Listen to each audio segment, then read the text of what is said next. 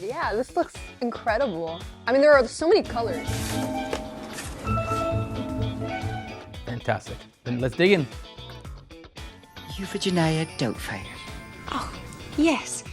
The key of this dish is just to make the smooth, creamy sauce to coat the linguine perfectly. Oh, yeah, you're right. Yeah. You're right. I completely forgot about that. I got confused. Me Okay. I find, catch me I catch.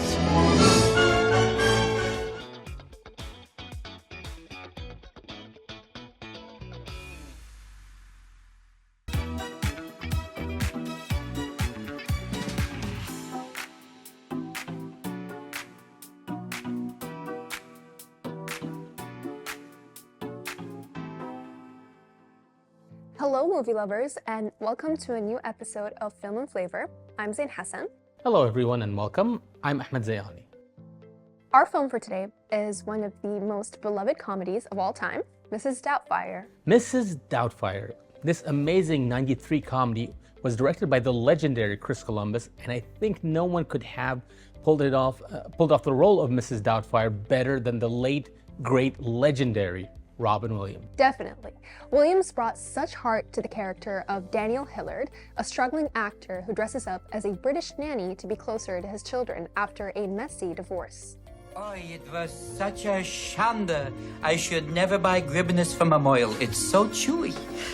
No, I feel like Bobby. This is not working. Yeah, no, this isn't working. But don't worry, it's a work in progress, and you're my brother. I will never let you be embarrassed. God bless you. I think we're gonna have to do the entire face. But look at this nice thing, though, we have here. Matchmaker, matchmaker, make me a match. Find me a find, catch me. The movie wasn't just funny, it was deeply emotional too. Who didn't shed a tear when he's playing both roles of having to choose between his children and his own happiness? It was a performance that really showcased Robin Williams' range. You had slapstick humor with Mrs. Doubtfire's antics, but also a lot of vulnerability in the moments where Daniel's just trying to do the right thing for his kids. You know, I don't think we touched on Robin Williams yet on this show. And that's unfortunate because he is without a doubt one of the most influential, most charismatic, most attractive actors to ever grace the screen, I would say. Robin Williams was probably my favorite actor growing up. I remember watching him as the genie in Aladdin, and I just thought he brought so much character to and so much life to everything that he played and everything that he did, even in real life. Oh, absolutely. I mean, I'm going to date myself a bit here and say that I was first introduced to him in the TV show Mork and Mindy. I haven't heard of that. Oh, I think you should give it a watch. I mean, it is a TV show, a sitcom from the 70s, so there is that date factor, but he himself is such a ball of energy. He is. That he can make anything work. He has such an influential character, and I think that, you know, he plays a wide, range of roles. Like, he goes from playing the most happiest person in the world to the most saddest teacher in the world, if you get what I'm referencing. Oh, absolutely. Good Will Hunting. Absolutely.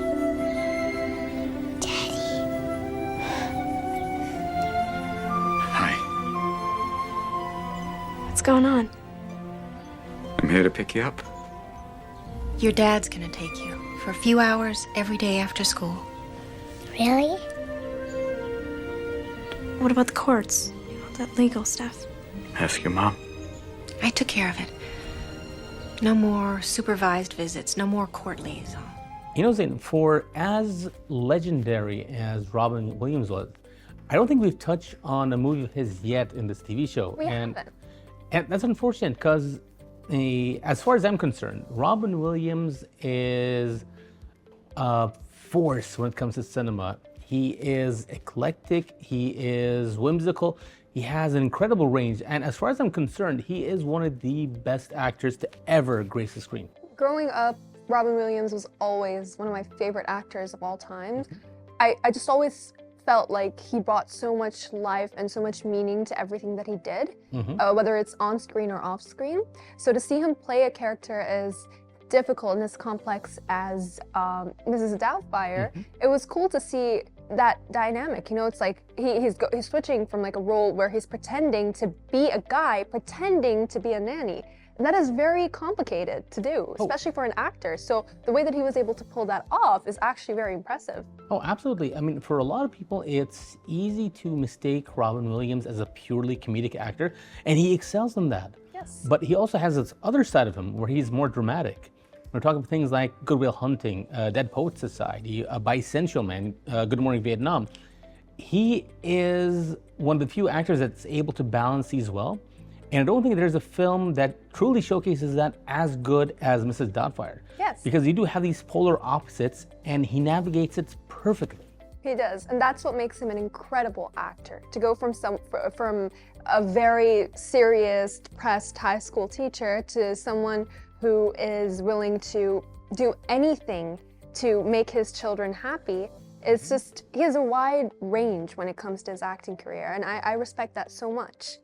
And I think we lost the man in his 60s, and even though he gave us decades of films, it still doesn't feel enough, does it? Yeah, his impact on the world is still very, very alive, if that makes sense. Yeah, absolutely does. And it speaks volumes that we are of two different generations, yet we both can speak with admiration and love for the man.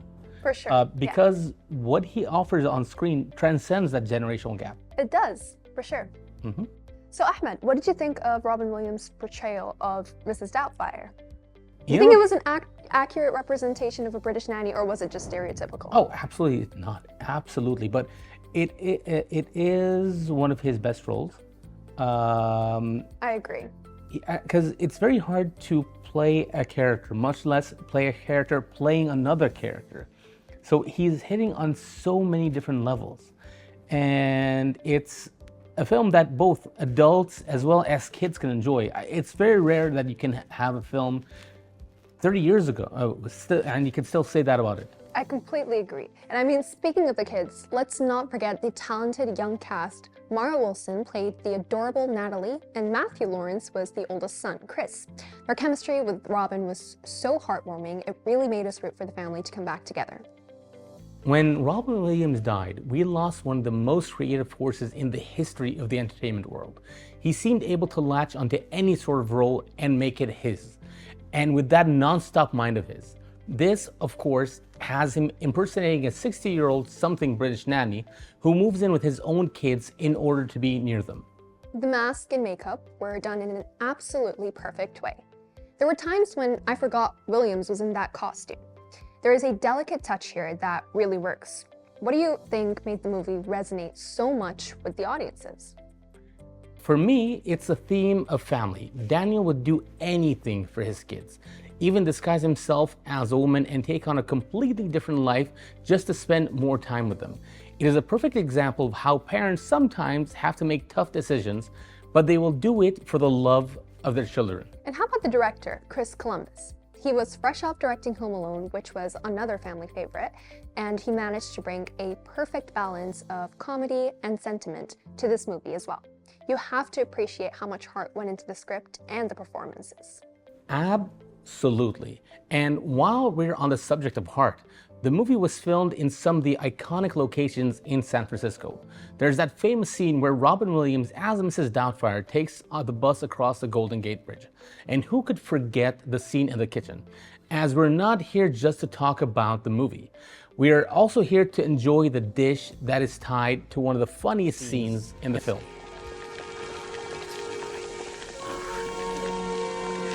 Okay, pinch of basil. Oh, damn!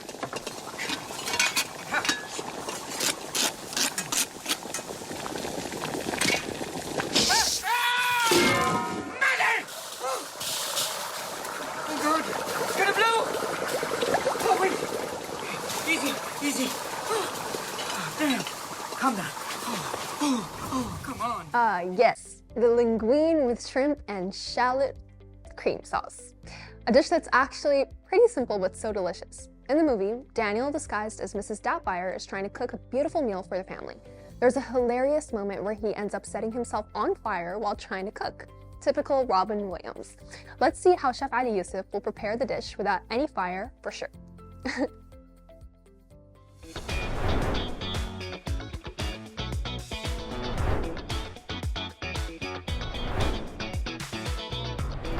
Hi everyone, I'm Chef Ali Yosif once again, and I'm so excited today to cook the linguine with the shrimp and shallot cream sauce dish today.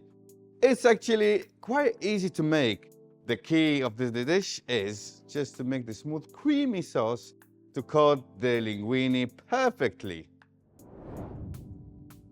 Let's begin with, let me show you the ingredients I have.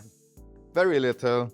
Got salt and pepper, heavy cream, garlic, Parmesan cheese, shredded Parmesan cheese. And then I got unsalted butter and shallots chopped, basil, linguine cooked and drained, as the baby carrots as well, being baked and drained. And we have also tomatoes and shrimps, and of course going to need the olive oil. Therefore, let's start this on first, and let's add the olive oil. First of all, we're going to do the shrimps.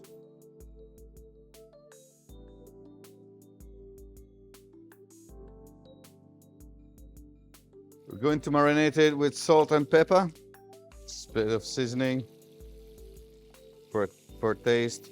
I'm using white pepper. So.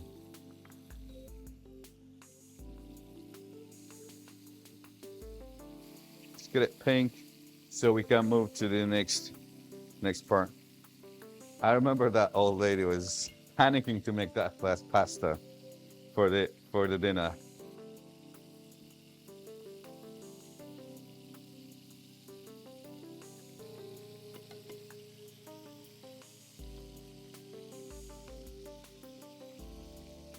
After here, the shrimps are ready. Because remember, we're going to cook them a little bit in the sauce. And as I mentioned earlier, the whole art in this dish is about how to make the sauce. Okay, in the same oil, we're going to add the onions or shallots.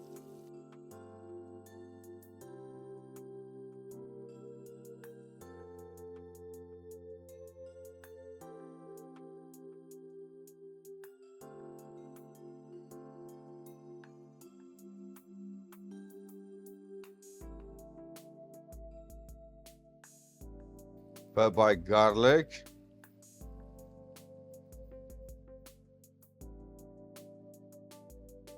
Make sure it's in a medium heat actually, so you don't want to burn things. It's a white sauce. You just need to merge the flavors together. Now we're going to add the heavy cream.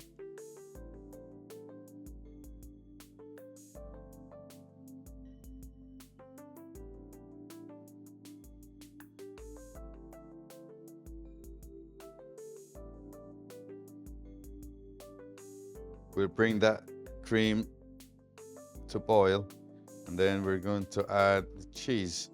Before that, I'm going to season it with salt and pepper.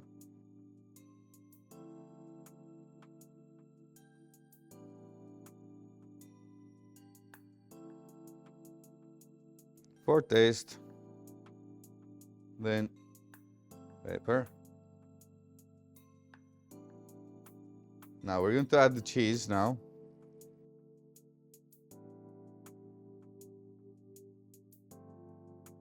Now we're going to stir it until we melt all the cheese and bring the sauce a bit heavy. Right, as you see, your sauce is ready. We'll put the heat on very low. We're going to put back the shrimps.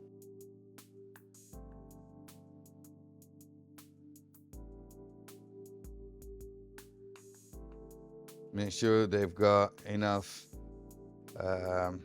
sauce. Now, we'll leave that for seconds while we going to get the plate, and we're going to put the baby baby carrots, followed by the pasta.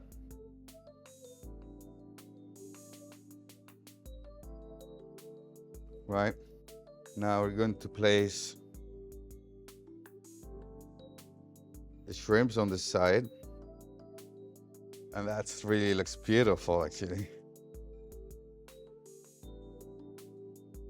As you can see, that's how easy you can cook at home.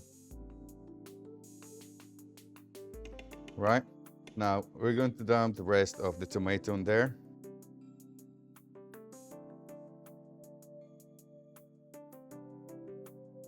And a bit of basil.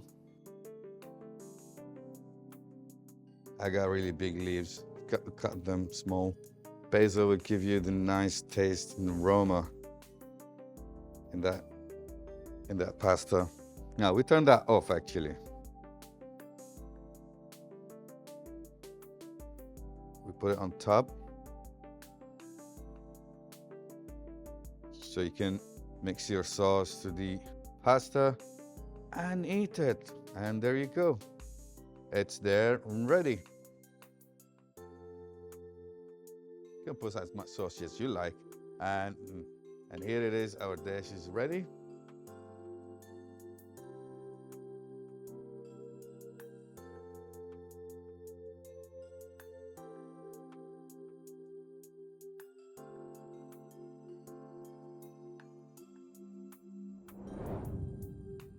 Well, if you remember, Daniel was so stressed trying to cook that meal while keeping up with Mrs. Dunfirelock.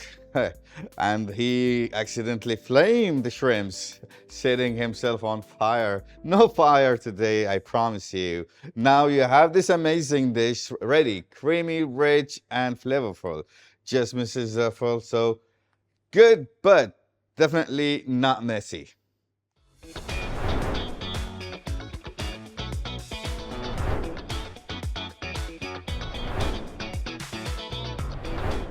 Welcome back.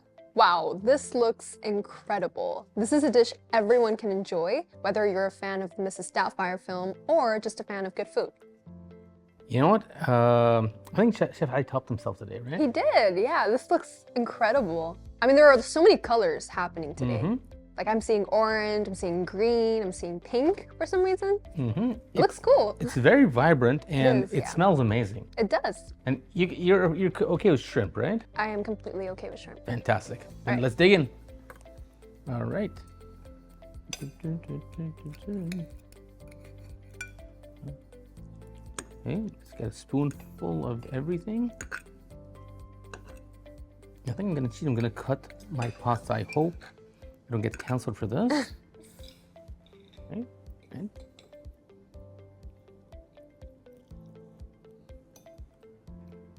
do you need help? That's all right. Okay.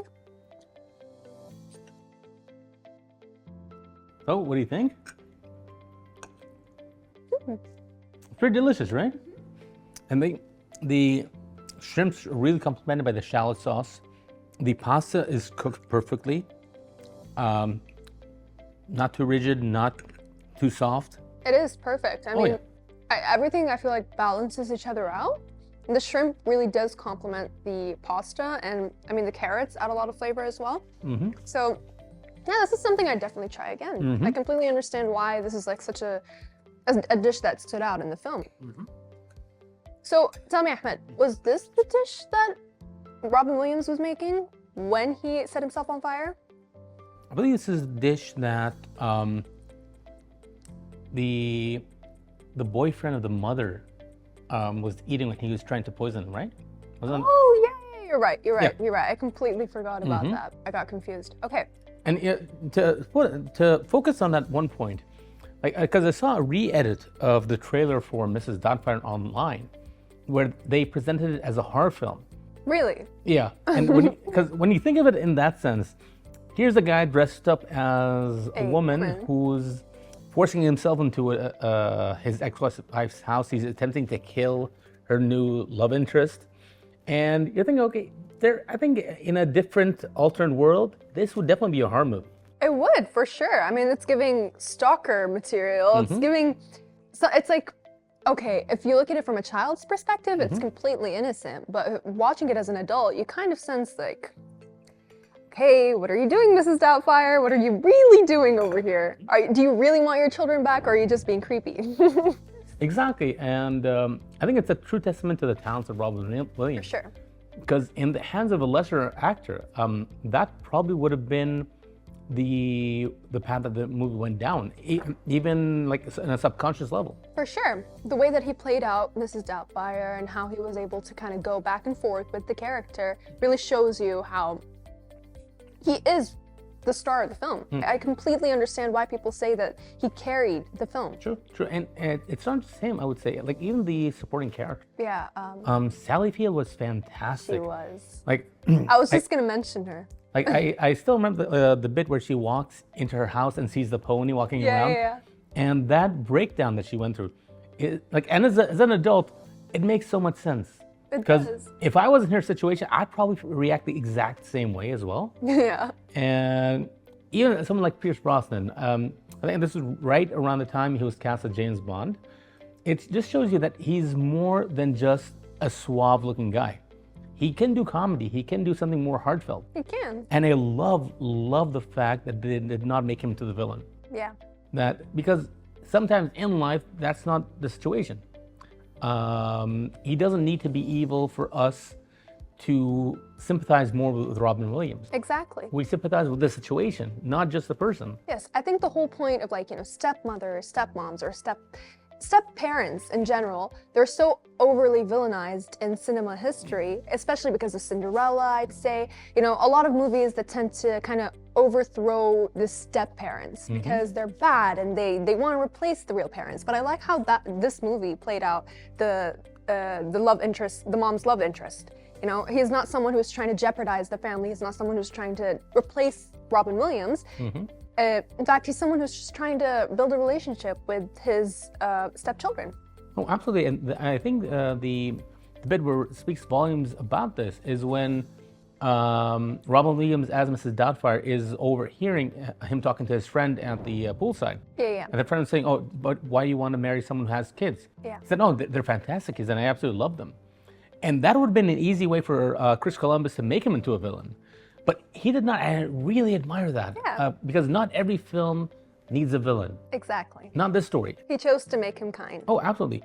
And speaking of the kids, I do think that the performances there are also equally as strong. Yes. Especially Mara Wilson, because apparently this is the film that led her to be cast as Matilda. Oh, really? Yeah, a few years down the line. And I would have loved to see more of her as she grew up. But, I mean, it makes sense that she wanted to focus more on her personal life. Yeah. And kudos to her on that. I hear that she's interested in coming back to acting now. Also seen that online. Yeah, I'd love to see her on the big screen again. She was an amazing child actor. I would love to see her because, like I said, she is one of the best child actors we had.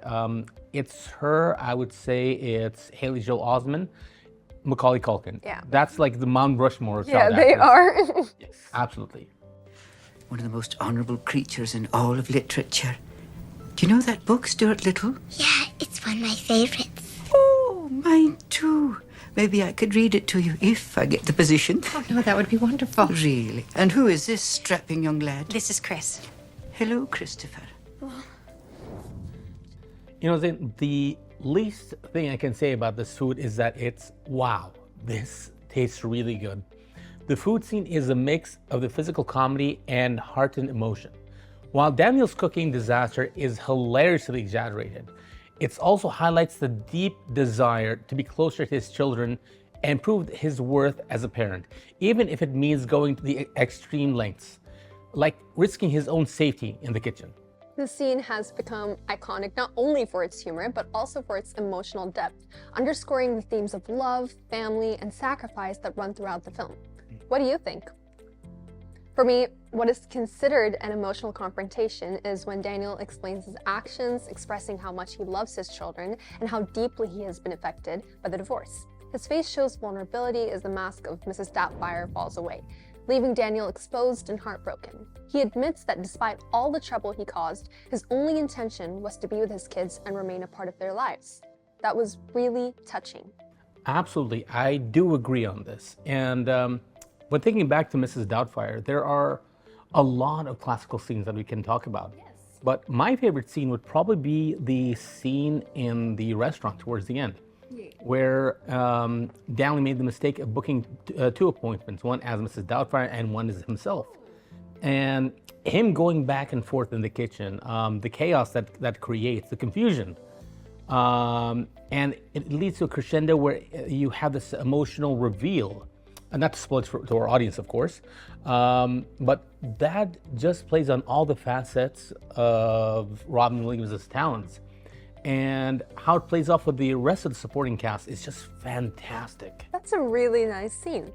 Well, a scene that I'd say is one of my favorites in the film is when Robin Williams, or aka Miss Doubtfire, attempts to cook dinner for the kids, but instead of doing that, he just ends up setting himself on fire, which I thought was really funny. So that would probably have to be my favorite scene. Oh, that is an awesome scene. It is a classic. It is a bit basic, I won't lie, but it is. I mean, basic can be good, right? Basic is good sometimes.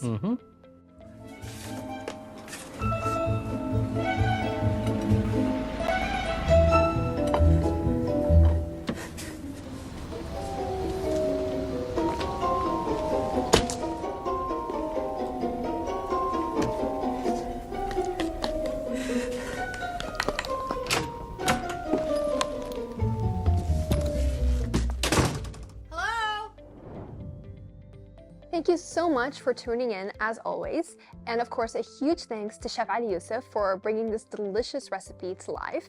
And to all our viewers at home, whether you're cooking along with us or just enjoying the show, remember to cherish the close people in your life and to enjoy the little moments. That's right. Mrs. Doubtfire reminds us that sometimes we have to go an extra mile to show the people that we love how much we care. And this dish is a great way to do that. Thank you so much, and see you next time with another movie and another dish. In Film and Flavor, we always serve great films and very tasty food.